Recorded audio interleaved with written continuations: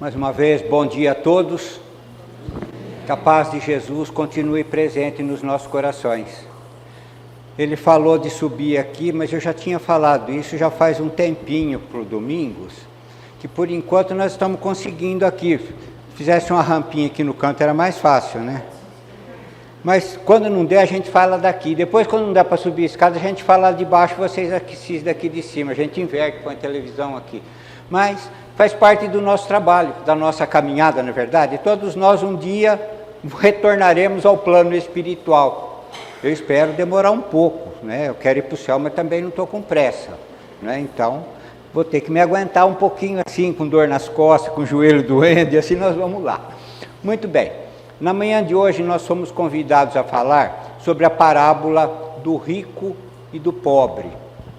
Mas eu vou iniciar lembrando uma passagem do Livro dos Espíritos, na pergunta 132.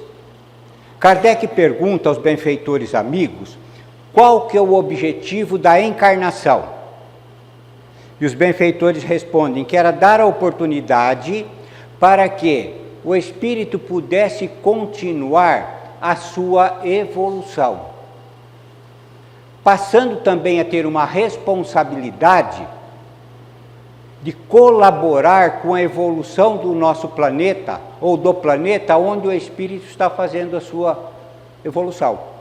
Nós aqui do planeta Terra estamos encarregados também de colaborar com a evolução, não somente material, mas moral e intelectual do nosso planeta Terra. Então nós temos uma oportunidade do aprendizado, do crescimento, e passamos então a ter uma responsabilidade para colaborar com a evolução do nosso planeta. Muito colaboramos, evoluímos material e intelectualmente. É um ponto de reflexão para nós, quanto também estamos colaborando com a evolução moral do nosso planeta Terra. E, de uma certa forma, a nossa preocupação, muitas vezes, é muito maior com a parte material do que com a parte moral. É uma natureza do espírito buscar o seu crescimento material. Infelizmente, muitas vezes ele dá uma atenção maior à parte material do que à espiritual. Emmanuel, no livro A Caminho da Luz, ele nos fala que o homem, a partir do 3º século, buscou muito mais as práticas exteriores do que as práticas interiores. Daí nós vamos percebendo a dificuldade de colaboração para a transformação moral do nosso planeta Terra. Porque a nossa preocupação se tornou maior externa. E internamente é o que nós precisamos começar a trabalhar. Por inúmeras passagens, o Cristo nos alerta sobre a necessidade dessa colaboração. E a parábola de hoje, do rico e do pobre, que está no Evangelho de Lucas, no capítulo 19, né, de 14 a 30, diz assim: existia um homem, deixa eu voltar um pouquinho, só para poder falar algo sobre isso. E alguns historiadores dizem que essa passagem não seria uma parábola. Por quê? Em todas as parábolas, Jesus não dá nome a ninguém. E nessa passagem, Cristo, ele dá nome a Lázaro, ao pobre. Então, alguns historiadores, de uma certa forma, falam que não seria então uma parábola, seria uma história, às vezes até real. Em compensação, outros, como Rafael Rússio, no livro O Cristo, ele fala que seria realmente uma parábola, e coloca essa parábola como na faixa dos usos e costumes, não é? Que era uma natureza daquela época. Então, Lucas diz assim, que existia um homem muito rico, que se vestia de púrpura e linha. diariamente se banqueteava com os seus entes queridos. E à sua porta existia Lázaro, um mendigo, cheio de chagas, que queria muitas vezes se alimentar com as migalhas que caíam da mesa desse rico. Mas nem isso lhe davam. E muitas vezes os cães lambiam as suas chagas. Acontece que Lázaro morreu e foi levado pelos anjos ao seio de Abraão. O rico também faleceu e foi sepultado. Depois de um determinado tempo, o rico olha para o alto e vê então Lázaro no seio de Abraão.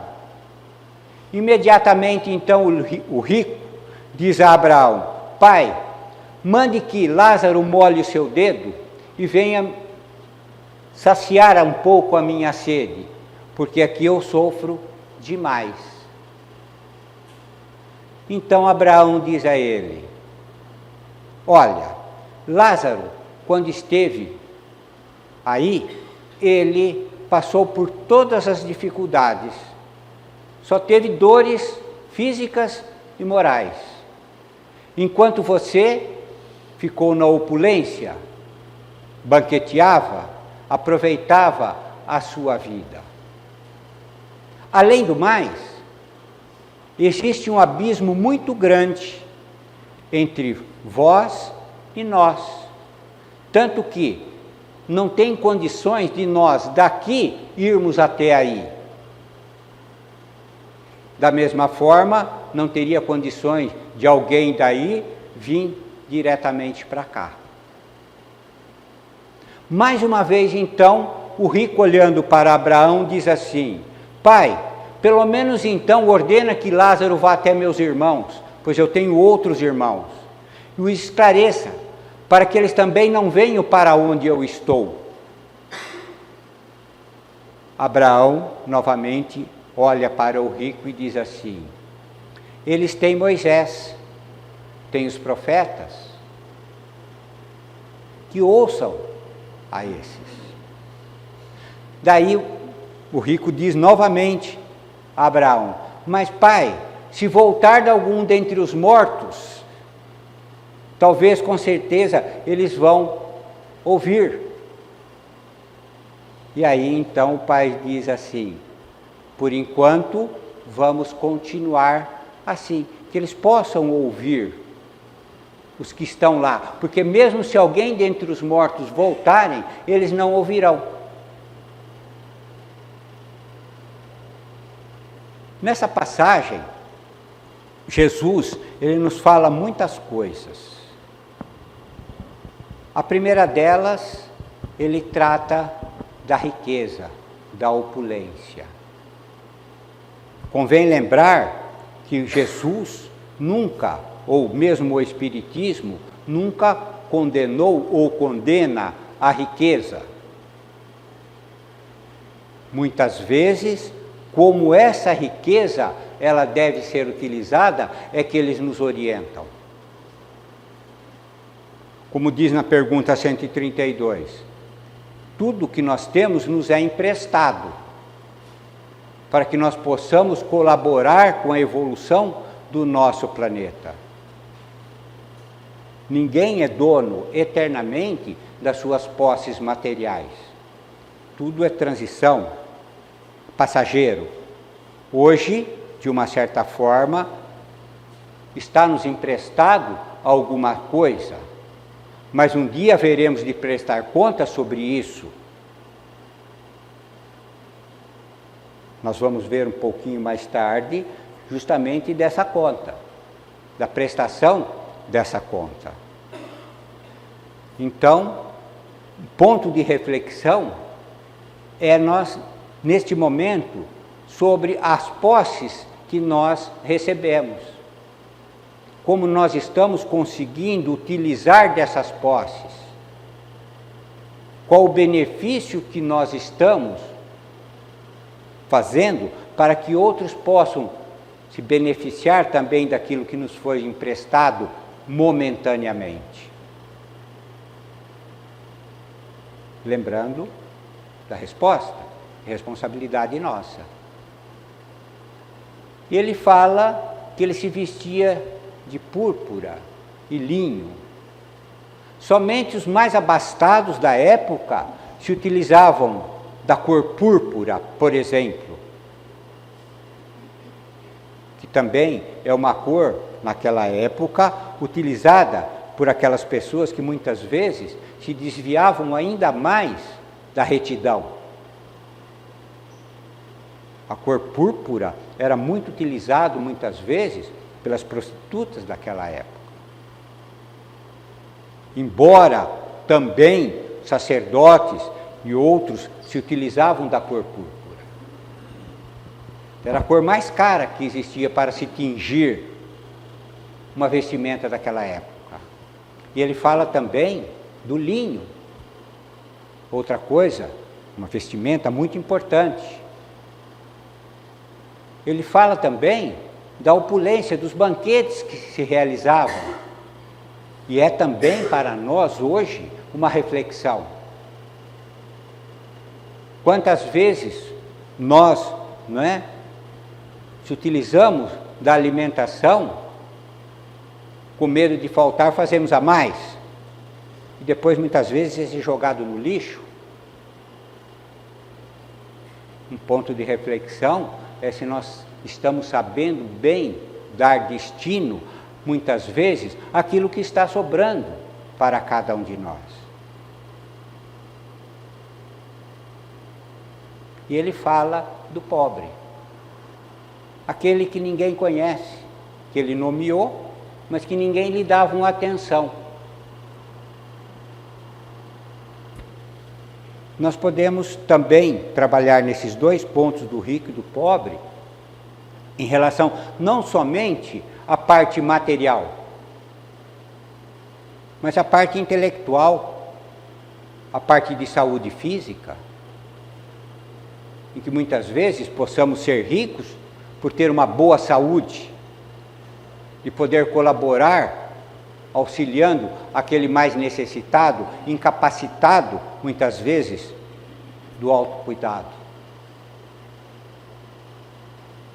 Temos muitas pessoas nos asilos, nos orfanatos, que não tem quem possa cortar-lhe a unha, fazer-lhe a barba. Temos uma riqueza muito grande que é a nossa saúde. E qual é a colaboração que nós estamos dando para aquele mais necessitado? Pelo conhecimento, nos demos a oportunidade de estar aqui na manhã de hoje, temos a oportunidade de buscar uma leitura edificante, temos a oportunidade do estudo. Muitas vezes outros não têm a mesma oportunidade que estamos tendo. Podemos auxiliar? Sim, não resta a menor dúvida. Francisco de Assis, ele tem uma fala que diz assim, que nós poderíamos pregar ou deveríamos pregar o Evangelho diariamente. E se fosse necessário, que nós poderíamos usar as palavras. Então ele fala que nós podemos pregar o Evangelho com as nossas ações, com o nosso exemplo no nosso dia a dia. É uma forma de colaborar com aquele que muitas vezes não se deu a oportunidade de uma leitura, de um conhecimento, de um entendimento. E muitas vezes podemos nos colocar também no lugar do pobre. Quantas dores físicas, quantas dores morais. Porque nessa passagem é muito importante nós refletirmos nisso.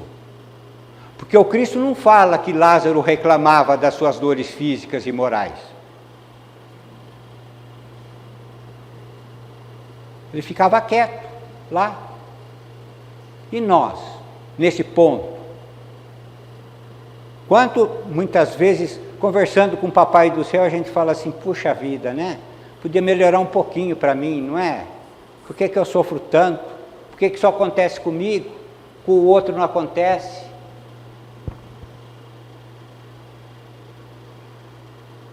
Quietinho, no nosso travesseiro. Quanto reclamamos com o Papai do Céu por uma dor física ou uma dor moral? Nosso companheiro Anésio disse aqui, sobre a nossa colheita,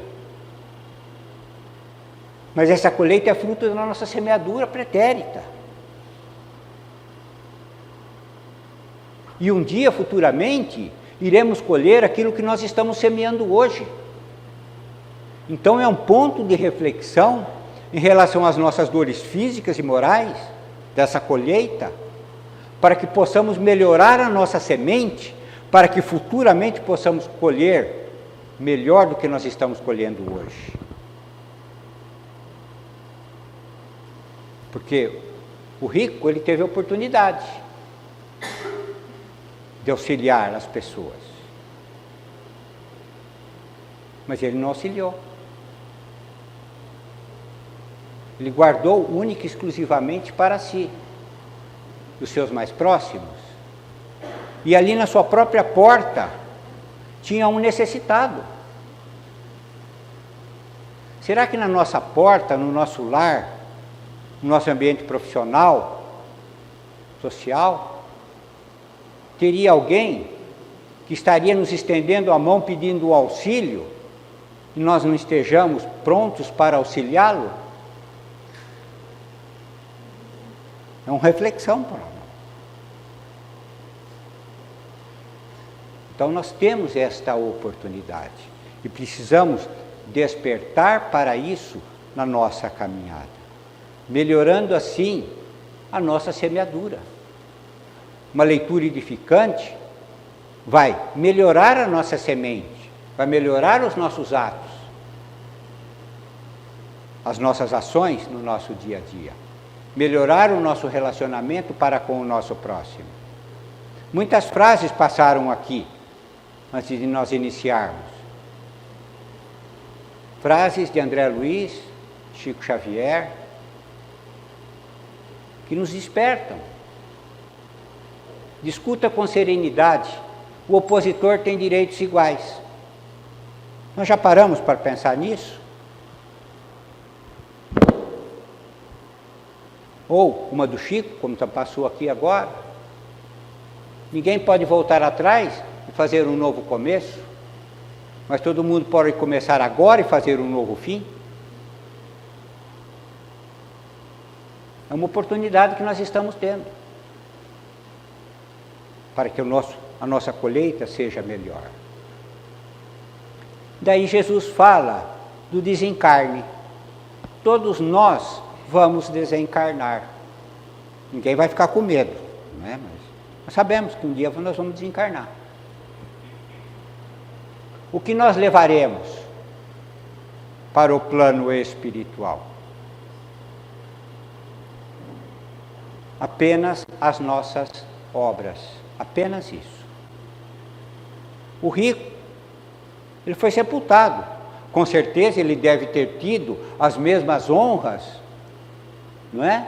Que ele tinha quando estava encarnado, muita pompa, como muitas vezes ainda é natural que isso aconteça no sepultamento, as honras, não é? No sepultamento. Lázaro, ele não fala nada, só fala que Lázaro morreu. Mas assim que aconteceu o desencarne, ele foi levado pelos anjos ao seio de Abraão.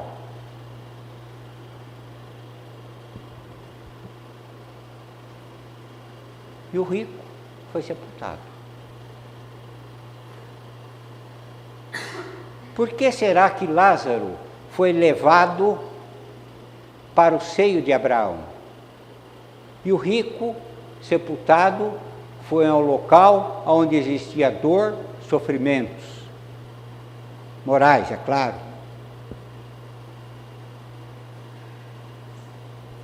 capítulo 5 do Evangelho segundo o Espiritismo tem um subtítulo que diz assim: sobre bem e o mal sofrer. Sofrimento todos nós temos, dores físicas, dores morais. Nós ainda estamos num planeta de expiações e provas. Não conseguimos colocá-lo na situação de regeneração. Eu falo conseguimos por causa da nossa responsabilidade, todos nós. Não é de Jesus, não é dos apóstolos, não é da doutrina espírita, é de todos nós. Fazemos parte desse contexto. Já éramos para ter conseguido colocar o nosso planeta na situação de regeneração. Mas ainda está faltando. Tem algo ainda a ser feito. E cabe a nós essa responsabilidade de fazer. E aí então, Lázaro, ele sofria humildemente. Ele reconhecia as suas necessidades. A partir do momento em que nós reconhecermos que o nosso sofrimento é fruto da nossa semeadura, nós vamos passar então a aceitar aquela situação, procurando o concurso dos benfeitores amigos para que possamos termos mais forças para continuarmos perseverantes na nossa caminhada.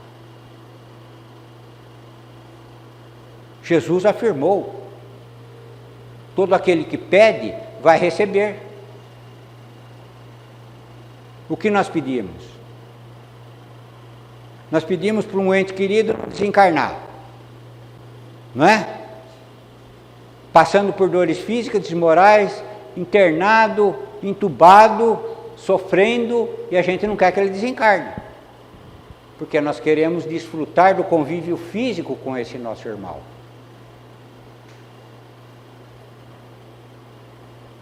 E se nós pedimos forças para que nós e o nosso ente querido, ou um amigo, possamos suportar esse momento difícil pelo qual nós estamos passando, seremos atendidos. Todas aquelas orações, vibrações que fazemos por esses entes, irmãos, serão em benefício dele. É uma forma que nós podemos colaborar. Quando alguém nos pede, coloca meu nome no caderno de vibrações, a gente coloca o nome. Nosso lar, na nossa oração, vamos pedir o benfeitor amigo auxiliar aquele irmão melhor do que ele pode ser auxiliado. É um trabalho que podemos desenvolver, fazer. Aí então, existe um momento que nós vamos despertar no mundo espiritual. E quando o rico despertou no mundo espiritual, ele viu o sofrimento que ele estava passando. E ele refletindo, ele percebeu que aquele sofrimento era fruto dele mesmo, das suas próprias ações.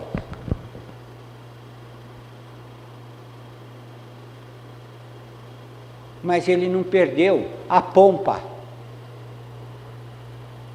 Ele quis continuar fazendo Lázaro sendo o seu empregado.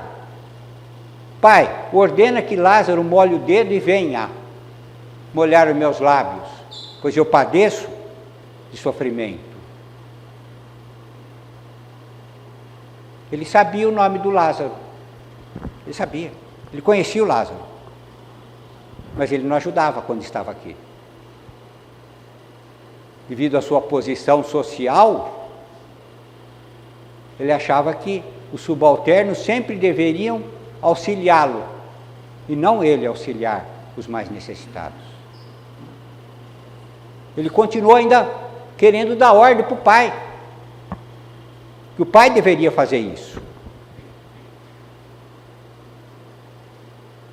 E aí então, o plano espiritual, o pai, Abraão, explica para ele, fala assim: olha, Lázaro passou pelas suas dificuldades, Bem-aventurados os aflitos, pois serão consolados. Entendendo que aqueles que bem sabem sofrer serão auxiliados. A partir do momento em que nós quitamos o nosso débito pretérito, nós passamos a ter o quê? Merecimentos. Nós estamos fazendo por merecer.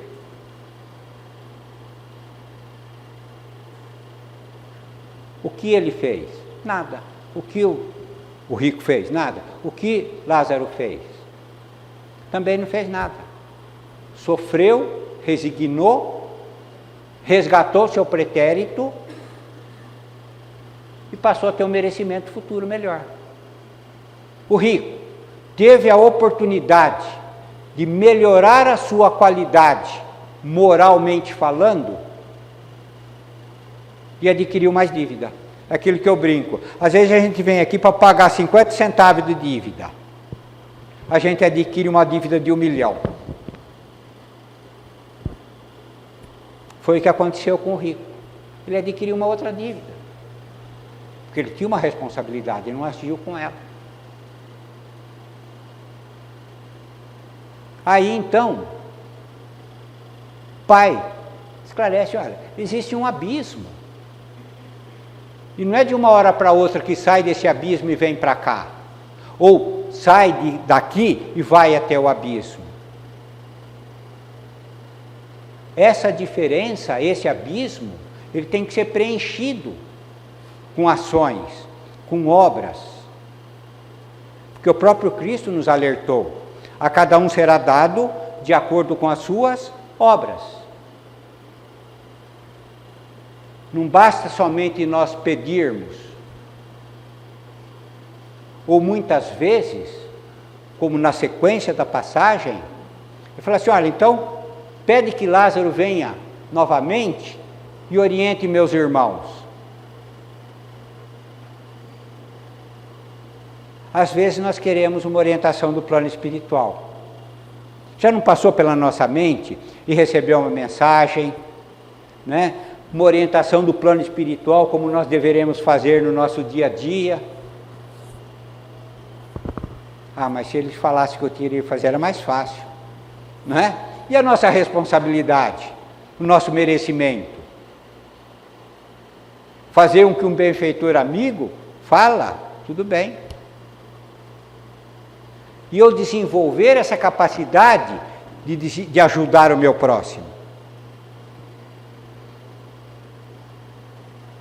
Isso cabe a mim, a cada um de nós. Com as ferramentas que nós recebemos, com o conhecimento que nós adquirimos, nós vamos colocar isso em prática. Nós vamos preenchendo esse abismo para retornar ao plano espiritual superior. E é somente através das obras que nós preenchemos esse abismo. Degrau por degrau, até chegar ao plano espiritual superior.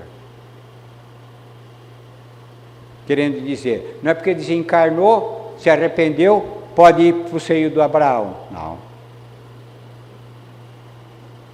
Mas Abraão, ele fala assim, olha, eles têm Moisés, eles têm as leis, eles têm os profetas que falam sobre essas leis, que eles deveriam seguir isso.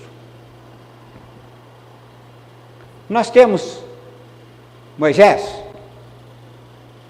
temos. Nós temos Jesus, temos.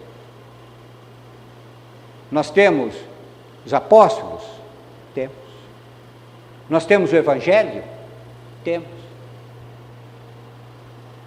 Será que a gente ainda pede para Jesus retornar para dar um jeito em tudo isso aqui que está um caos? Será que a gente espera ainda que o plano espiritual, vai lá, Cristo, dá um jeito lá para melhorar isso?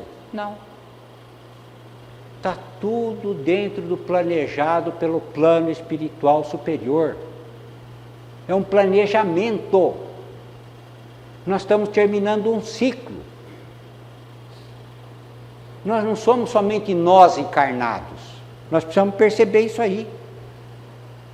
Encarnados somos 7, 8 bilhões de espíritos.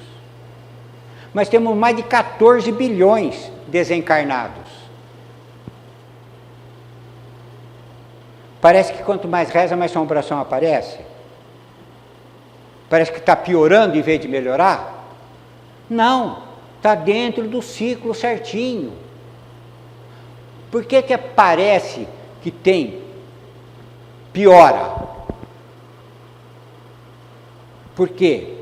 Para que se feche um ciclo, todos os espíritos que fazem parte do orbe terreno precisam aproveitar a mesma oportunidade. Vem uma leva de espíritos, desenvolve alguma coisa, uma ciência, alguma coisa. Todos os espíritos têm que se aproveitar desse desenvolvimento. Quem estava encarnado há 70, 50 anos atrás, não teve a oportunidade da internet, da tecnologia que nós temos hoje. Todos os espíritos do orbe terreno estão tendo a oportunidade de reencarnar nesse ciclo de evolução nosso, para que depois nenhum espírito possa reclamar que ele não teve a oportunidade, por exemplo, quando tinha internet à sua disposição. Se tivesse internet, para mim seria mais fácil. E cada espírito está no lugar certo para desenvolver o seu trabalho, para colaborar com a evolução do planeta ou se redimir do seu pretérito. Ninguém é juiz por acaso. Ninguém é advogado por acaso. Ninguém é médico por acaso. Ninguém é professor por acaso. Tudo tem uma responsabilidade de cada um para desenvolver. E saber aproveitar a oportunidade que outros irmãos que já vieram de outro planeta nos auxiliar na recondução moral do nosso planeta Terra.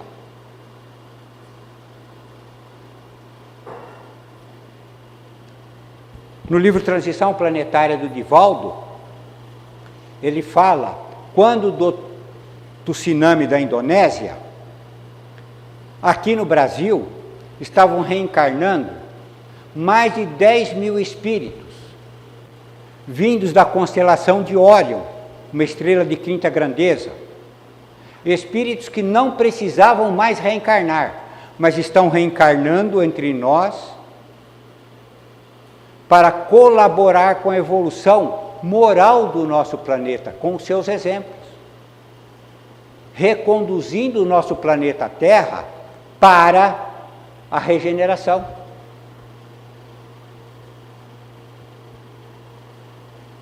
Então, nós temos entre nós encarnado Emmanuel e outros tantos que nem sabemos. Então, nós estamos tendo tudo que nós necessitamos para saber aproveitar disso, para que nós não venhamos incorrer nos erros que incorremos, naturalmente. Quanto mais nós relembrarmos do Cristo, dos seus ensinamentos, buscarmos segui-lo, melhor para cada um de nós. Nós temos tudo o que necessitamos. Não precisamos pedir para que ninguém reencarne para colocar o nosso planeta Terra no eixo. Na pergunta 625 do Livro dos Espíritos, Kardec pergunta: qual o tipo mais perfeito que Deus ofereceu ao homem para lhe servir de guia e modelo? É a resposta mais curta que nós temos no Livro dos Espíritos. Em algumas traduções, vede Jesus. Em outras traduções, apenas Jesus. Por que será que Kardec perguntou para servir de guia e modelo? Guia é aquele que conhece o caminho. Um guia turístico, como nós conhecemos, ele conhece tudo daquela região, daquela cidade, daquele local. E pode nos guiar pelos melhores caminhos. O Cristo trilhou o mesmo caminho que nós estamos trilhando. O Cristo um dia esteve encarnado como nós estamos encarnados, porque ele foi criado idêntico. Só que milhões e milhões de anos antes de nós. Passou pelo mesmo processo. Por isso que quando ele esteve entre nós, isso está no capítulo 6 do Evangelho segundo o Espiritismo. Se me amais, guardai os meus mandamentos. E eu rogarei ao Pai e ele enviará um outro Consolador.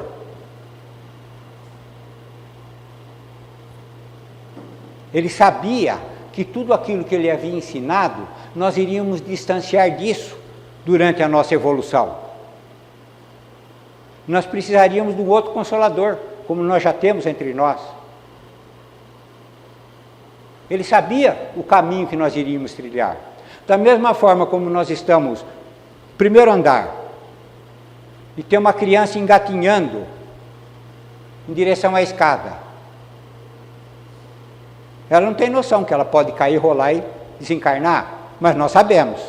Não sabemos que vai acontecer isso? Ou que poderia acontecer isso?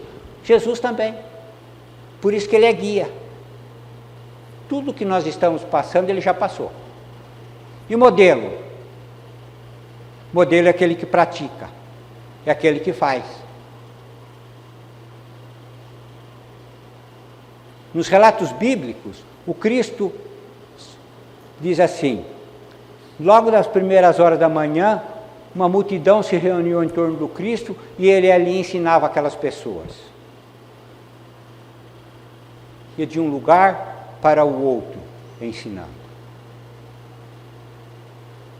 E também nós lemos em muitos relatos bíblicos que à tardezinha o Cristo sempre se reunia à beira das cidades, juntamente com os pobres estropiados. Depois do seu dia de ensinar, de trabalhar, ele ia fazer. Ele ia mostrar para os apóstolos como deveria fazer aquilo que ele havia ensinado durante o dia.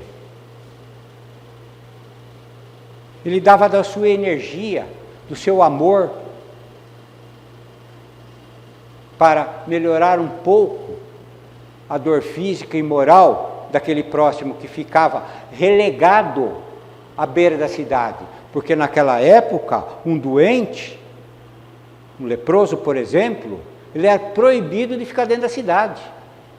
Ele tinha que ficar sozinho, relegado lá, na entrada da cidade ou na saída da cidade, sei lá, para não contaminar ninguém.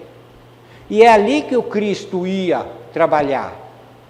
E foi ali que Maria de Magdala desencarnou, porque um dia também, cuidando dos leprosos, contrariu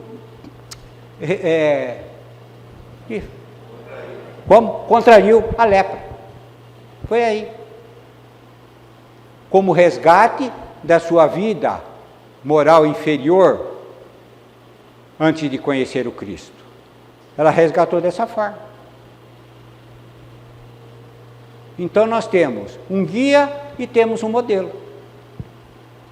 Diante de uma situação que devemos presenciar durante a nossa caminhada, vamos refletir: como será que o Cristo agiria nessa situação? Esse é o nosso modelo. O caminho nós já sabemos. Nós temos o Evangelho, nós temos os 10 mandamentos, nós temos... Só Chico Xavier nos deixou um legado de mais de 400 obras. Todo o material nós temos em mãos. Falta a nós nos conscientizarmos que do abismo que nós nos encontramos para o plano espiritual superior vai depender única e exclusivamente de cada um de nós. Porque um dia seremos cobrados. No Evangelho de Mateus, no capítulo 25, versículos de 14 a 31, 19 a 31, diz assim, que o reino dos céus é semelhante a um homem que, tendo que fazer uma viagem para um país distante, dividiu os seus bens, dando a eles a um 5 talentos, a outro 2 talentos e a um outro 1 talento. Foi fazer a viagem. Um dia ele retornou para que as pessoas pudessem dar conta daqueles bens. Aquele que recebeu 5 talentos, trabalhou com eles e ganhou mais 5 talentos. Quando foi prestar conta, disse assim, olha, você me deu 5, trabalhei, ganhei mais 5. É importante nós lembrarmos, ou vermos direito, a colocação nessa parábola. Porque aquele que ganhou 5, foi emprestado 5, ele trabalhou com aqueles 5, mas ele ganhou, é dele, mais 5. E quando ele presta a conta, você me deu 5, ganhei mais 5, eis aqui 10 talentos. Ou seja, ele devolveu 5 que foi emprestado, e aquele talento que ele desenvolveu, ele colocou à disposição do homem. Está aqui, 10 talentos. Por isso que Jesus disse, servo bom, fosse bom no pouco que lhe foi confiado. Vinde para o meu regaço.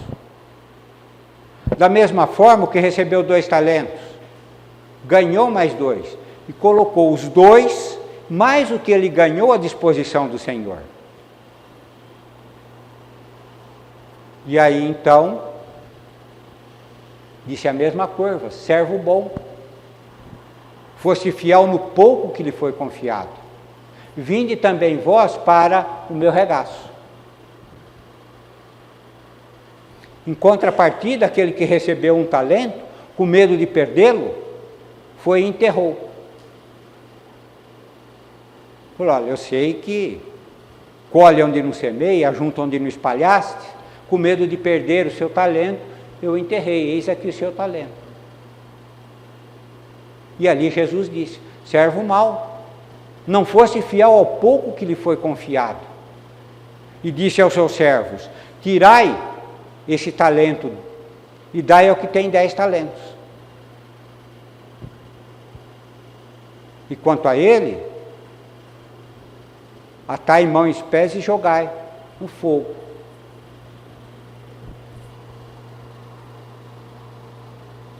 Ele é muito bem claro.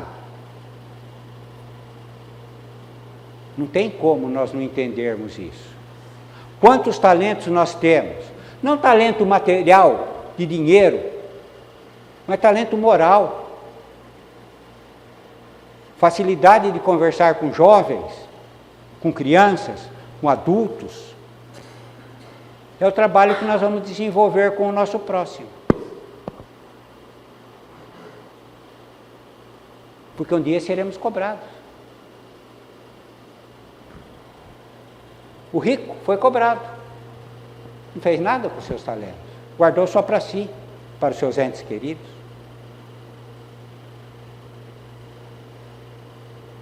Cabe a cada um de nós refletirmos quanto me foi dado, quanto eu sou beneficiado pelos benfeitores amigos,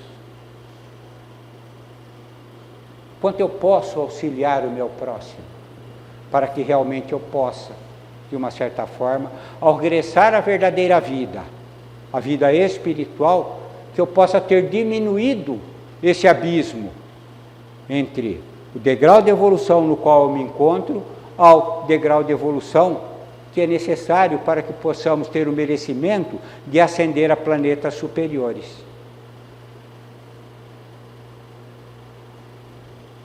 Fruto único e exclusivamente das ações de cada um de nós. Que durante essa semana nós possamos refletir quantas oportunidades nos são dadas no nosso dia a dia. Quantas eu estou sabendo aproveitar para que um dia eu possa ter o benefício das minhas próprias ações. Um bom domingo a todos, um feliz 2026 para todos, e que possamos, né, saber aproveitar a cada oportunidade que teremos nesse ano de 2026. Que assim seja.